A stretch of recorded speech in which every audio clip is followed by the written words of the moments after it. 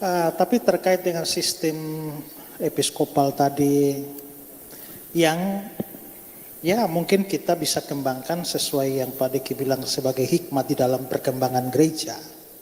Tapi kalau saya kaitkan dengan problem-problem akhir-akhir ini di mana dari tubuh Protestan sendiri muncul banyak bidat, ajaran-ajaran sesat, mestinya seperti Erastus dan lain-lain itu ya.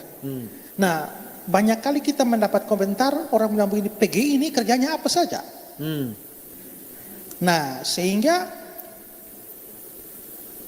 kalau misalnya di dalam sejarah gereja ketika ada konsili-konsili, maka semua gereja bisa berkumpul dan menyatakan secara bulat bahwa ajarannya Arius, ini ajaran sesat.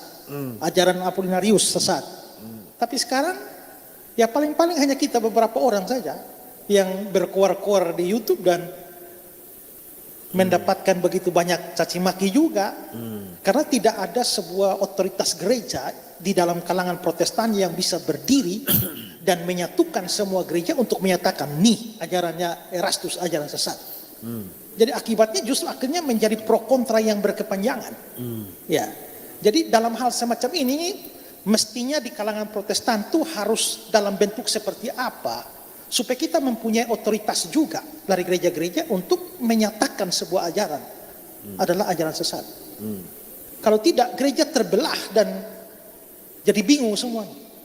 Sementara yang lain menganggap bahwa waduh ini Pak Erastus hamba Tuhan yang mengajarkan kebenaran. Sementara itu Pak Diki bilang ini sesat, Pak Esra bilang sesat, Muriwali bilang sesat, yang ini bilang tidak, kita bingung. Karena sekuat-kuatnya Pak Diki omong, saya omong, Pak Muriwali omong, kita mewakili siapa? Hanya bicara pribadi.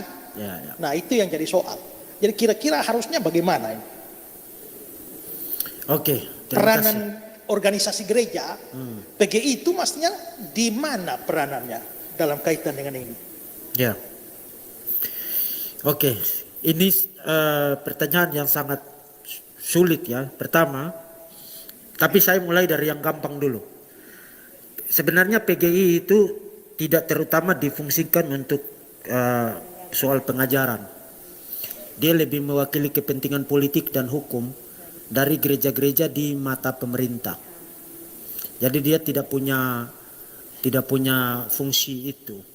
Itulah sebabnya kalau kita berharap PGI untuk bersuara soal hal-hal begituan agak sulit ya.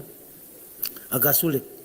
Nah, di Bogor ketika ada konferensi misi bulan Agustus kemarin, saya ada diskusi dengan salah satu misionaris dari Amerika terkait dengan isu-isu begini juga.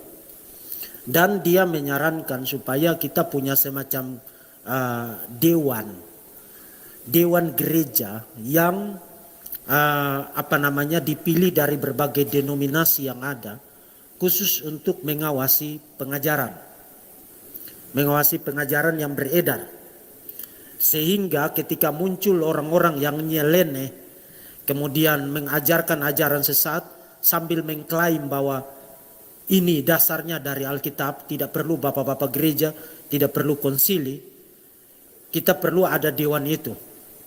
Kemudian saya bilang kepada beliau, saya melihat kepentingan, melihat logik dari usulan itu.